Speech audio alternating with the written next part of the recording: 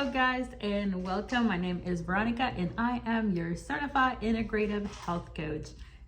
Today we're going to be talking about my experience during labor as a first-time mom. As always, I do want to warn you that you are probably going to hear some noises that my toddler is doing, so don't get scared or don't get worried. It is my daughter making some noises in the background, but I do want to let you know about that.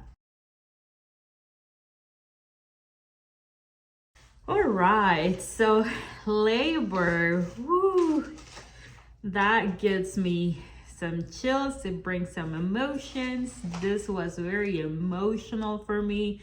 So if I get emotional through the video, just ignore me. It's just part of the journey, how the journey gets started.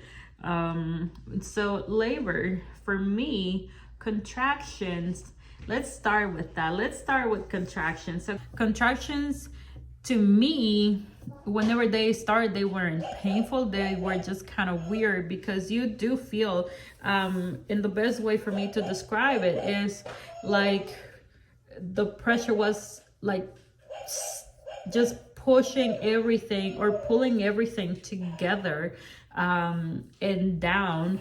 And I could feel the pressure on my pubic bones, around my pelvis. I could feel the pressure around my pelvis from every contraction.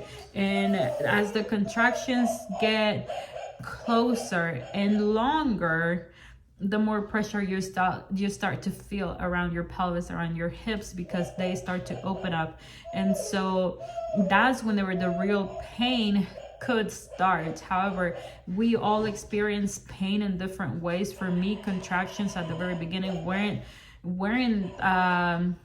painful, but I had to watch. I actually watched a few videos on YouTube that were explaining and showing me how it actually, what your body actually does, or what your uterus actually does. You know, those muscles, how they contract, how they compress to bring that baby down. So it was actually really cool for me to watch that video because it gave me a visual on what's actually happening inside our bodies that we can't see, but we feel. And sometimes whenever we feel something inside our body and don't understand what's going on, that can make us freak out a little. I know it does for me. So understanding how contraction worked helped me. I will put the link below of that video that I watched that helped me so much. Hopefully it will help you as well.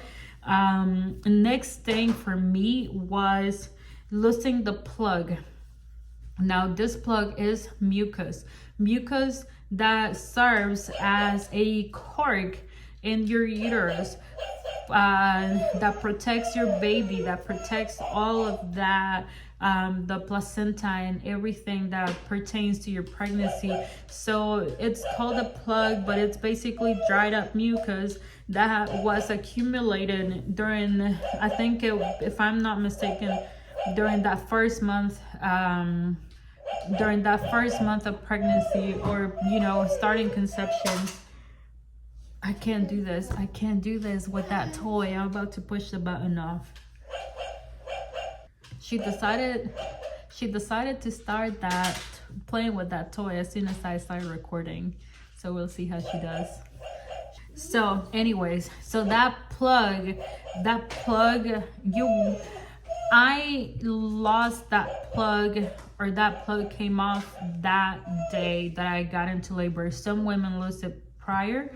Some women don't even notice it that they lose it, but it's just like a bloody mucus coming out.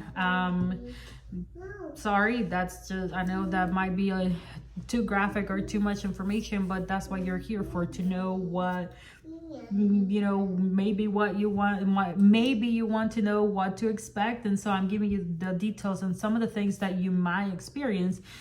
But in my case, you know, I started going into labor around 1:30 in the morning, and that mucus plug didn't come out. I think I want to say it was already like 11 in the morning. So we're talking about 10-hour difference. I know, so I've heard stories about women losing the plug a few days prior. And so one thing that people kept telling me whenever I was already in labor, they kept telling me to try to eat. They made me some oatmeal, they gave me some apples, and I just couldn't eat anything. I don't think I could even drink water. I remember asking for a straw because there was so much discomfort from the contractions. I mean, it's putting pressure on all your organs. So of course you're not gonna be that hungry, or at least I was. And if you got hungry during labor, let me know. But I know I was not hungry. My midwife, the assistant had these gummies that had like some protein and some energy in it, and she was like, you know, I always give this to mamas in labor, so just have these. So those fruity gummies, I was able to eat them. They were delicious, but they were more like a carb or energy gummies or something like that. I can't remember. But as far as oatmeal and all of that everybody was preparing for me, I couldn't eat it.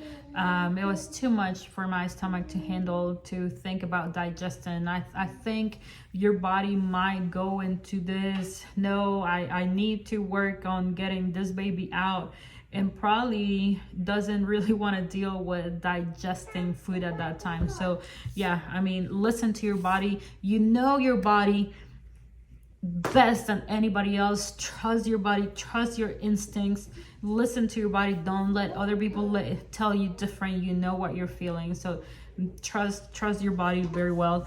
I didn't break my water.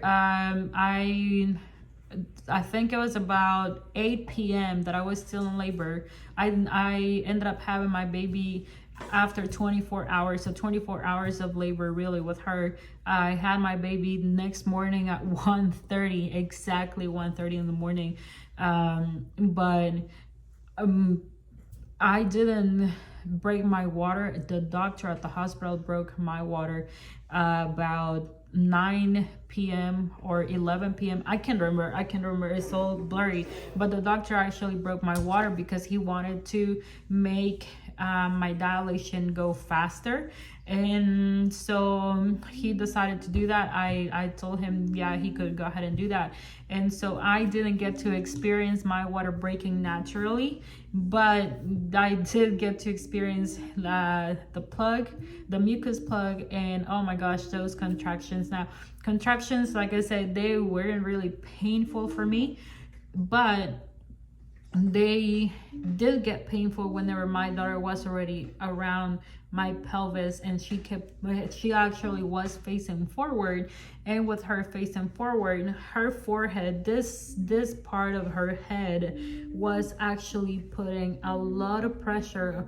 on the top of my bone, and so it kept grinding against my bone, and that was actually the pain that I was feeling, that I was experiencing. It wasn't really the contraction itself, it was actually my baby's forehead hitting my bone every time that I had a contraction. So in my experience, I didn't really experience pain with the contraction itself.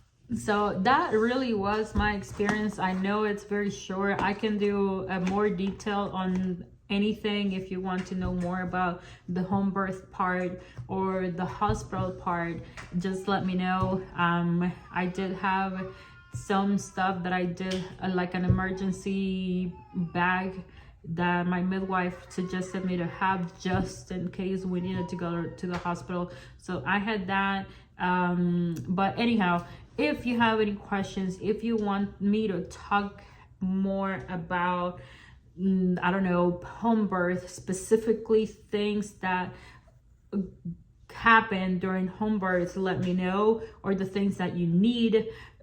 Usually your midwife will provide that information, but if you want me to go into more detail about home birth, just let me know, leave me in the comments below.